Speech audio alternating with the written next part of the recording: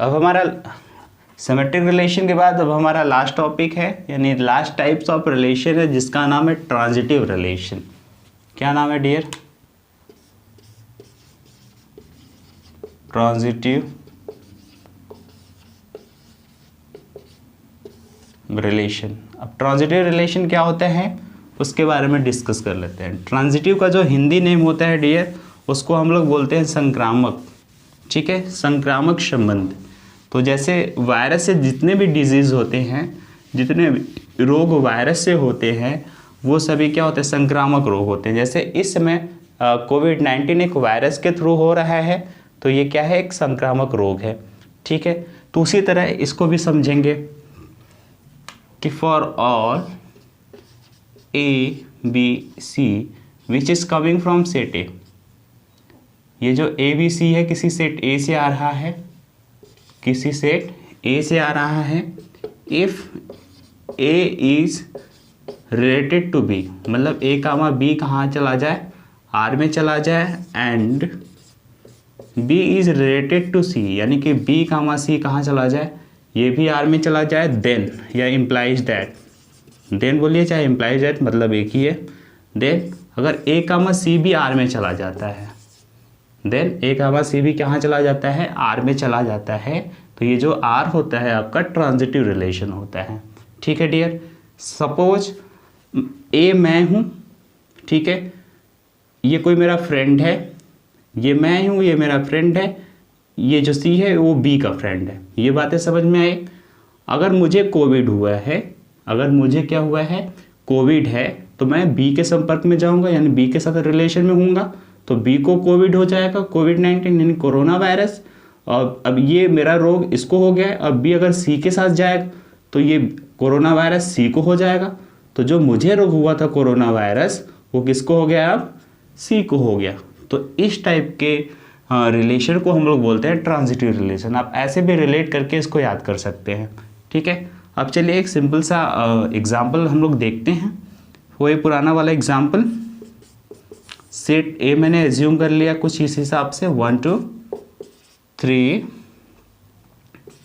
और एक इसका सबसेट R ले लिया कुछ इस हिसाब से 1 2 2 3 एंड 1 3। एक मैंने R सबसेट ले लिया जो A क्रॉस A का सबसेट होगा। तो अब ये रिलेशन ट्रांजिटिव है कि नहीं चेक करते हैं। ठीक है डियर, तो ट्रांजिटिव के लिए सबसे पहले R में जाइए। देखिए 1 2 है, यानी A B है, तो देखिए अब ये B किसी के साथ रिलेशन में है कि नहीं? देखिए जिसमें 1 2 है तो 2 किसी के साथ रिलेशन में है कि नहीं? है। 2 किसके साथ है? 3 के साथ रिलेशन है। जैसे A B के साथ, B C के साथ, तो 2 3 के साथ हो गया। तो क्या A 2 के साथ रिलेशन में है कि नहीं? यानी ये A इस C के साथ रिलेशन में है कि नहीं? है, तो ट्रांजिटिव, अदरवाइज नहीं। तो 1 किसके साथ है? 3 के साथ है रिलेशन में, यहाँ पे दिख गया। सो this relation is what? Transitive relation. ठीक है, अब वही हम लोग लाइन वाला एग्जाम्पल लेके चलते हैं। ठीक है,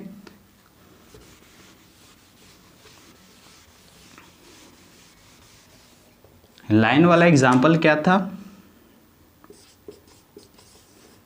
कि एक मैंने R एज्यूम कर लिया है, the collection of those L1 and L2 such that L1 is perpendicular on L2 where L1 and L2 is coming from L, and we know that L is what?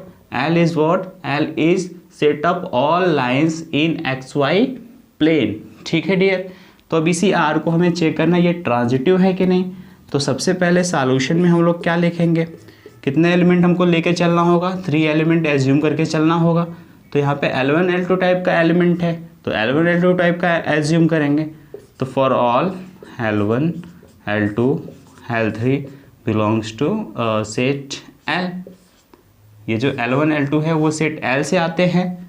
If जैसा लिखा हुआ है A B है, यानी कि L1 L2 के साथ relation में है, L1 L2 के साथ रिलेशन है। ये L1 L2 के साथ रिलेशन में तभी होंगे जब ये एक दूसरे के क्या होंगे? परपेंडिकुलर होंगे। यानी अगर ये L1 लाइन है, ये हम लोगों का L2 है, ये L1 वाली लाइन, ये L2 वाली लाइन, तो ये एक दूसरे के क्या है? परपेंडिकुलर है। तो इसका मतलब ये हो गया। And L2 is related to L3, L2 is related to L3, यानी कि B related to C, यानी कि अब L2 के पैरेलल एक अनदर लाइन मैंने एज्यूम कर लिया जिसका नाम है L3। क्या नाम है? L3। ये L2 के परपेंडिकुलर है कि नहीं है, तभी तो यहाँ पे आया हुआ है। ठीक है, तो क्या आपको दिख रहा है देन क्या L1 L3 के परपेंडिकुलर है dear?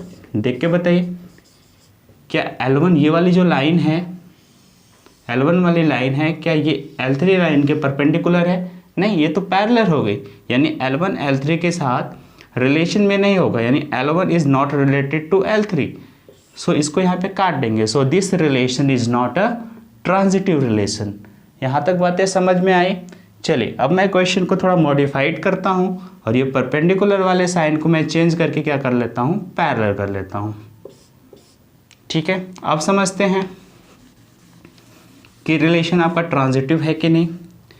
For all L1 L2 L3 belongs to L, if L1 related to L2, यहाँ पे R है तो इसको हम लोग कैसे बोल सकते हैं, L1 रिलेटेड टू L2। अगर L1 L2 से रिलेट है तो कब रिलेट होगा, जब एक दूसरे के क्या होगा, पैरेलल होगा। ये L1 है, ये L2 है, तो ये एक दूसरे के पैरेलल है तभी तो रिलेट हुए। और L2 किसी अनदर L3 के साथ रिलेशन में है, यानी ये इसके साथ क्या हो गया, पैरेलल होगा। तो L2 के पैरेलल मैंने एक लाइन एज्यूम कर लिया, क्या है, L3 है, हो गया। तो क्या देखो L1 L3 के पैरेलल है कि नहीं, L1 L3 के पैरेलल दिख रहा है, यानी L1 L3 इज रिलेटेड, है ना। तो L1 L3 के साथ भी क्या कर जाएगा, रिलेट कर जाएगा। तो for this example, for this case, this R is what, transitive relation. ये R क्या होगा डियर, ट्रांजिटिव रिलेशन होगा। बातें समझ में आ गई? जैसे पहले केस में मैंने बताया था रिफ्लेक्सिव में कि total number of reflexive relation कितना होता है अगर किसी सेट में n एलिमेंट हैं। और दूसरा मैंने बताया था नोट पॉइंट में कि अगर किसी सेट में n एलिमेंट हैं तो total number of symmetric relation कितना होगा। उसी प्रकार इसमें जो total number of transitive relation है, इसके लिए कोई भी स्पेशल फॉर्मूला नहीं है डियर। अगर आपके एग्जाम में आएगा तो रिलेशन बना के हमें चेक करना पड़ेगा ट्रांजिटिव के लिए कितने हम लोग ट्रांजिटिव रिलेशन बना पा रहे हैं। ठीक है, तो चलिए एक इम्पॉर्टेंट नोट्स है उसको हम लोग कर लेते हैं। की पॉइंट नोट कर लीजिए आप, 2 की पॉइंट छूटे हुए हैं। फिर इसके बाद ये जो चैप्टर आपका रिलेशन है ये कंप्लीट हो जाएगा। फिर हम एक क्वेश्चन के ऊपर डिस्कस करेंगे।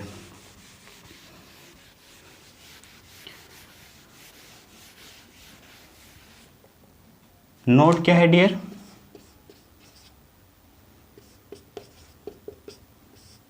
अगर किसी सेट A की कोऑर्डिनलिटी या नंबर ऑफ एलिमेंट इसमें n है तो मैंने पहला चीज क्या बता रखा है आपको,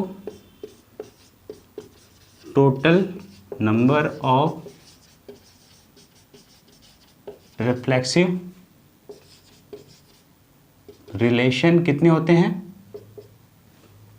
total number of reflexive relation in set A कितना बताया था, 2 के power n square minus n। Second मैंने बताया था total number of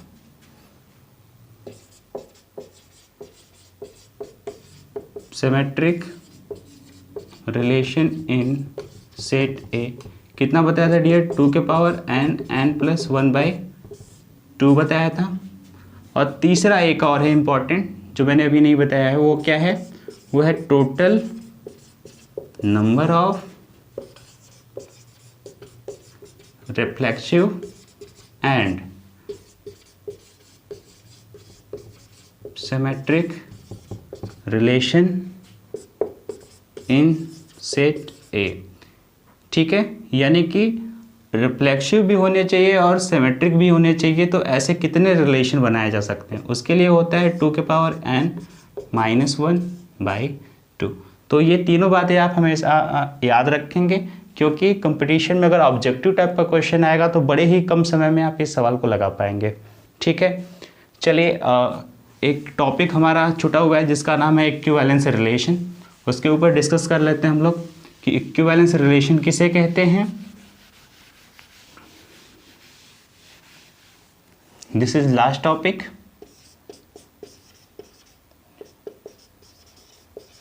equivalence relation. तो हम लोगों ने इक्विवेलेंस रिलेशन पढ़ लिया है, बस जान नहीं रहे हैं। तो समझिए क्या होता है इक्विवेलेंस रिलेशन। ऐसा रिलेशन जो रिफ्लेक्सिव भी हो, ऐसा रिलेशन क्या हो जो रिफ्लेक्सिव हो, सिमेट्रिक हो एंड ट्रांजिटिव हो। एंड क्या हो? ट्रांजिटिव हो।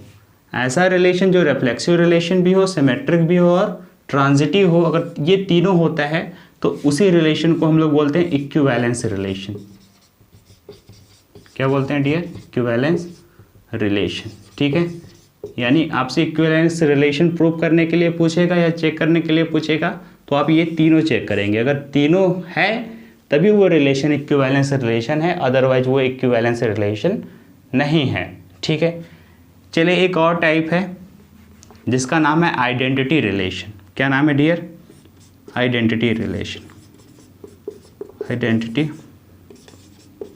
रिलेशन। आइडेंटिटी रिलेशन क्या होता है? अगर कोई सेट ए है जिसमें वही ले लेते हैं नंबर 1 2 3 है, तो इस सेट का जो आइडेंटिटी रिलेशन बनेगा उसे आई ऑफ आर बोलते हैं हम लोग। क्या बोलते हैं? I of R, sorry I of A. Identity relation of A. Identity relation of A होता क्या है ये?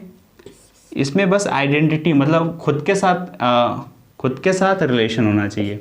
1 1 के साथ होना चाहिए, 2 का 2 के साथ होना चाहिए और 3 का 3 के साथ होना चाहिए, और इसके साथ कोई और एलिमेंट नहीं आने चाहिए। बस यही हो, 1 1 के साथ, 2 2 के साथ, 3 3 के साथ, यानी खुद के साथ रिलेशन हो और उसके सिवाय कोई और एलिमेंट ना आए।